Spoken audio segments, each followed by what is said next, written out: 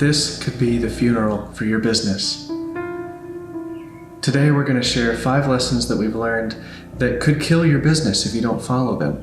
These are things that we've run into problems with, or we've seen our friends run into problems with, and we don't want your business to suffer the fate that theirs did. And quite frankly, we don't want to go to your business's funeral. We don't have the time to, and airline tickets are expensive. And we don't want to see your business fail. Yeah, that one most importantly. Don't kill your business.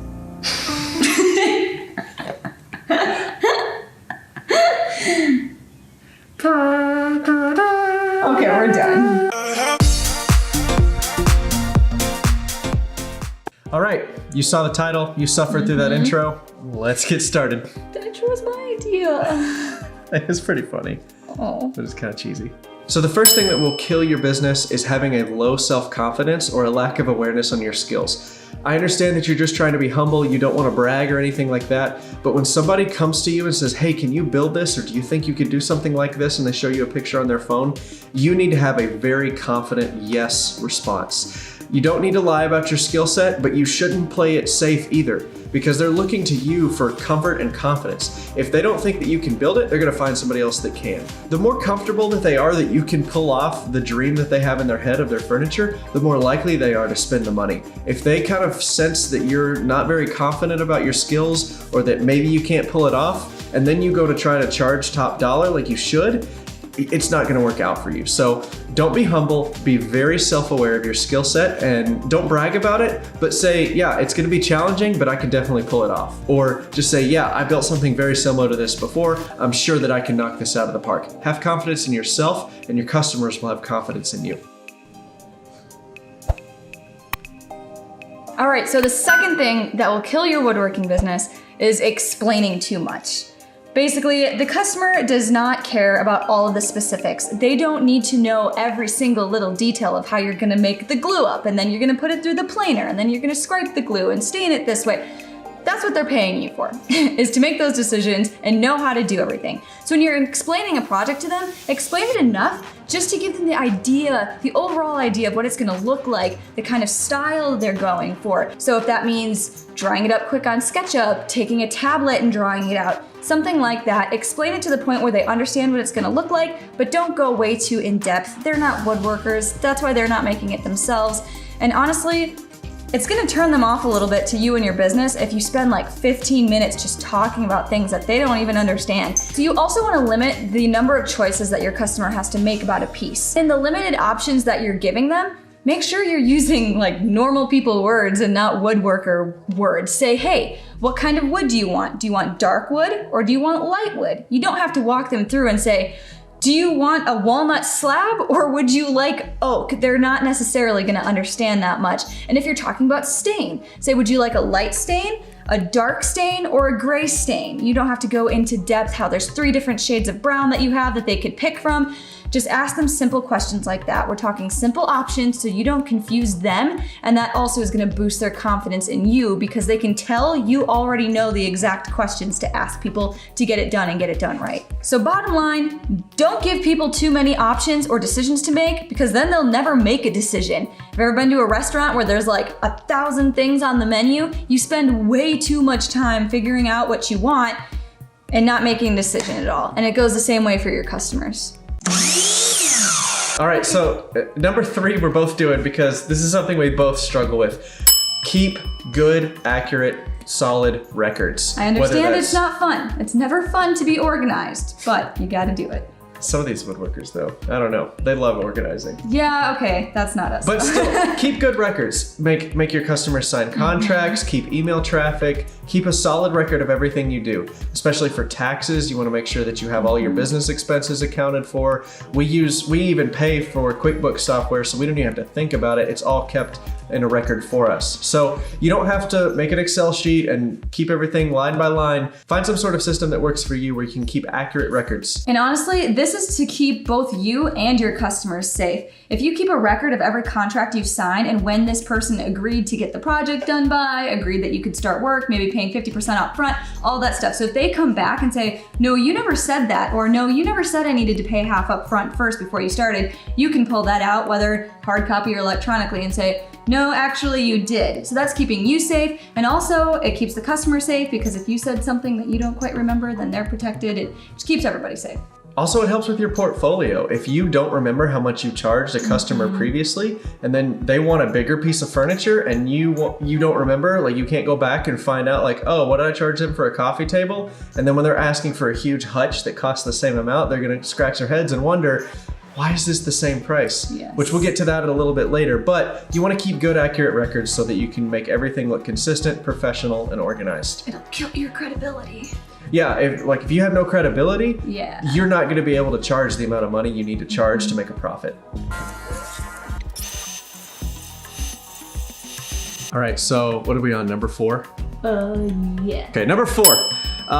Don't miss deadlines. Now the obvious one is yes, don't miss your delivery date. Whatever you do, try to come in under budget and ahead of the timeline. If you can give somebody a text message or a phone call a couple of days early that says, hey man, I'm ready before schedule. They're like, that never happens in this industry. When people are gonna spend a lot of money on custom stuff, speed becomes the differentiator. Like what separates you from the other guy is speed. You also need to allow for a little bit of wiggle room, you know? Maybe that means closing deals at 10% higher profit margin than you're expecting, just so you can come in for the customer and say, hey, I actually came in a little bit under budget on the materials. I'm gonna pass that savings on to you. So then you're under budget and you're ahead of the timeline. That customer's gonna stick with you for life because you did it better than what they were expecting. And that's what's gonna help your business. Now, if you're over budget and over timeline, that's the number one complaint you hear about people in the skilled trades, whether that be contractors, plumbers, electricians, whatever, is that they came in over timeline and over budget. But if you can flip that and do the opposite, then you're gonna get more business than you can handle, which is a good thing. So God forbid something does happen and you miss a deadline, be upfront, call early, say, hey, I know that I told you that I was gonna deliver it next Saturday, but I'm having a little bit of trouble. This is on me, it's nothing you did, but I didn't plan very well enough. Is it okay if I deliver it to you a week later? Is that okay? And then just be upfront about it. Most people are gonna be reasonable and understand.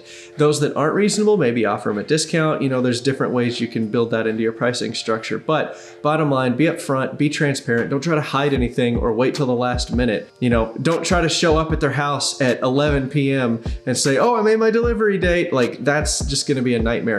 Be upfront, be honest, and just work with people, develop relationships. This should be a people game. And then when you make your secondary deadline or budget, do not do that again. Give yourself extra wiggle room, whatever you need to do, but do not have to say it's gonna be late twice or over budget twice. Give them one final answer and then make your word, and then just apologize profusely.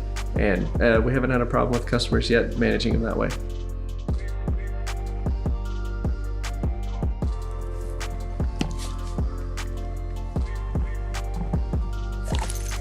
Good boy. All right, tell me when. I'm sorry, that was just really bad. It was so great. What's number 5? All right, number 5 is a trap that I fell into when I first started making things and trying to sell them.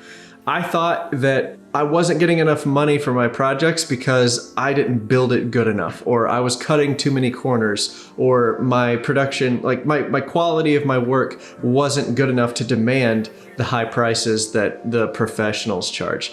That's total and utter garbage. Just a beginning woodworker can already make things that are way better in quality than IKEA and Walmart and Target sell on a day-to-day basis. So if your prices are at least not equivalent or 50% higher than your local furniture store, like a real furniture store, like an Ashley or some like equivalent furniture manufacturer prices, you're not charging enough. Again, don't sell yourself short. Your stuff is worth it. Most of your customers are not expecting your furniture to last 6 or 7 generations. If they are, holy snot, should they be paying for it in the thousands of dollars range. Most people aren't expecting the furniture to last much longer than 10 years. So if you can get 20 years out of a piece, charge them several $100 or a couple $1,000s for it, they're gonna be more than happy. From what we've noticed, people just really care about the furniture being able to make a few moves into different houses or apartments. As long as it can go on a moving truck and get banged around a little bit and still not be rickety,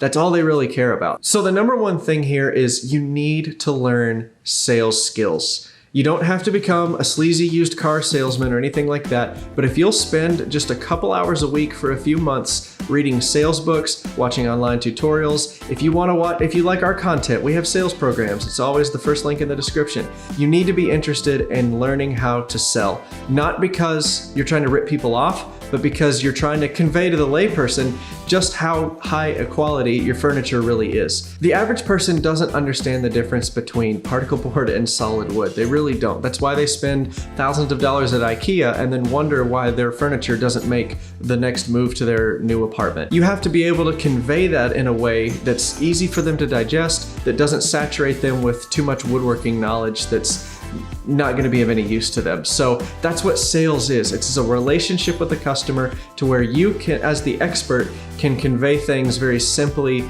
to your customer without overwhelming them with the technical details. That's all I mean by learning sales. The more that you can learn how to do that and agree on a price that's fair to both you and the customer, the better off you're going to be. So learn sales, don't sell yourself short, and understand that building it better will not make your furniture sell much better. Word of mouth is going to spread much faster if you've developed good relationships with your customers than the quality of your work, at least in our experience.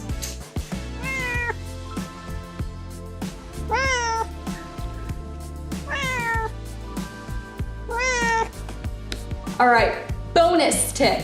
Ready for the bonus tip? You want the bonus tip? He's like, yes, just give me the treat. Here you go. Bonus tip. All right, so bonus tip. The last thing that'll absolutely kill your woodworking business is saying no for the customer. Let the customer say no for themselves. If you are offering to make somebody a $10,000 desk and it's gonna be a high quality desk, all the bells and whistles, and you're kind of afraid that it might be a little too expensive or a $10,000 desk is gonna be out of their budget, don't decide that for them. Pitch them the $10,000 high quality desk, and if it's too high, let them say no for themselves. Because by you saying no, you've already eliminated all possibility of saying, you know what? Yeah, maybe I would like a $10,000 desk. Don't eliminate the potential to make a $10,000 sale. So this is something that I actually almost did. I almost made this mistake. If you go look at this video up here of this desk that we made, Davis is pointing to the other side. Look here.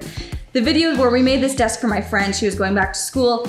When we first drew it up, we came up with this super cool idea and we're like, what if we did a solid walnut slab? We're gonna dye the slats to match all of her furniture. And by the time we added it all up, it was about a $3,000 desk. It was cool, but it was a $3,000 desk. And I was afraid to pitch that to her. I wanted to pitch her something closer to about $700, maybe up to $1,000. All right, so Jenny just got off the phone with her first real sales call. Yay! I asked to film it. She didn't want to. I was kind of scared to pitch her $3,000 because I felt like she was just gonna straight up say no. And then Davis was like, why not? Like, let's just pitch it. And I'm like, you know what? You're right. Let's just do it. So we did. I just pitched her the $3,000, and sure enough, she came back and said, hey, $3,000's a little too high. Fair. Okay. But we settled somewhere around $1,500. After looking at everything she wanted involved in that piece, $1,500 versus the $700 I was gonna pitch her because I was too scared to pitch her what the desk was worth, I'm now making twice the money that I would have been making if I, kind of chickened out and didn't pitch her the full price. So never say no for the customer, because even if they say no to the first high price you pitch them, you'll probably end up somewhere much higher than you were originally thinking.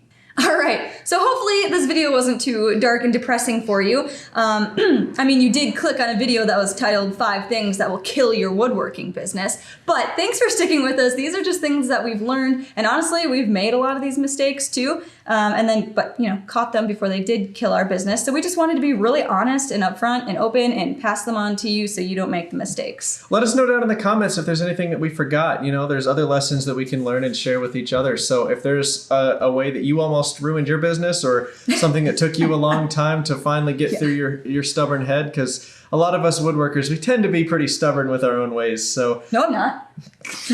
I'm not stubborn. I'm so understanding. So if there's anything that you've learned that you want to share with the rest of the class, feel free to leave it down in the comments. Anyway, what are we going to do with that sign now? Save it for Halloween. And subscribe if you want. Brucey, you're on camera. This is going on the internet, Bruce. Is that really what you want to be known for? Okay. All right. If you like this video, please hit that thumbs up button. It really helps us out a lot. Thumbs up, like this video.